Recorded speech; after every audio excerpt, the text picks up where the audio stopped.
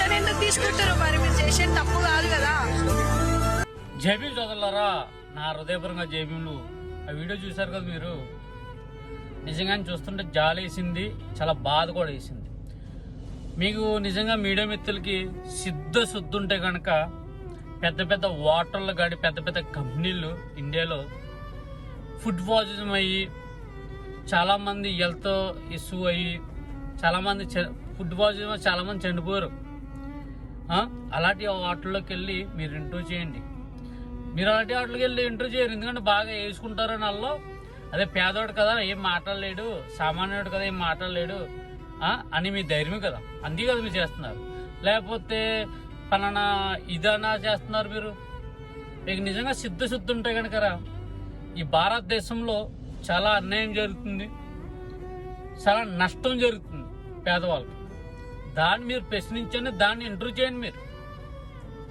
మీకు శుద్ధి ఉంటే కనుక మీడియా మిత్రులకి చెప్తున్నాను, మీరు తీసుకొస్తాను కదా ప్రజలకు తెలిసింది.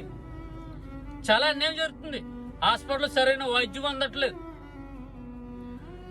వాటర్లో సరైన ఫుడ్కి ఏంటి క్వాలిటీ లేదు, ఫుడ్ పాయిజన్ అయ్యి చాలా మంది చనిపోతున్నారు.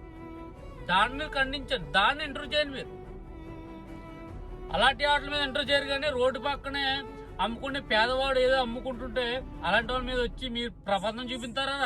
అంటే ఏం మాట్లాడలేరన్నా, కొద్ది మీద వేస్తారు కానీ ప్రజలు అతను ఎవడో ఏమి చూడలేదు. మీరు ఏదైతే ఇంటర్వ్యూ చేస్తారో అదే వెళ్ళిపోతుంది సోషల్ మీడియాలో అనుకున్నారా? ప్రతిదీ చూస్తున్నాడు పబ్లిక్ అన్నదే, ప్రతిదీ అప్డేట్ చేస్తున్నాడు. గత 10 సంవత్సరాల ముందు వేరు, ఇప్పుడు వేరు. సోషల్ మీడియా వచ్చినాక మీరు పిట్ట కథలు ఏం చెప్పినా ఎవడు నమ్మేవాళ్ళు లేడు. అర్థమైందా? మీకు శుద్ధి ఉంటే కనుక ఈ చేయండి ముందు. అర్థమైందా? ఇలాంటి పేదవాళ్ళ మీద కానీ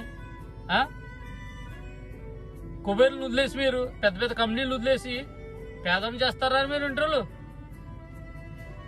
సిగ్గుజారు ఉండాలి మీకు. అసలు జై భీమ్, జై భారత్, జోహార్ బాబా సాహెబ్.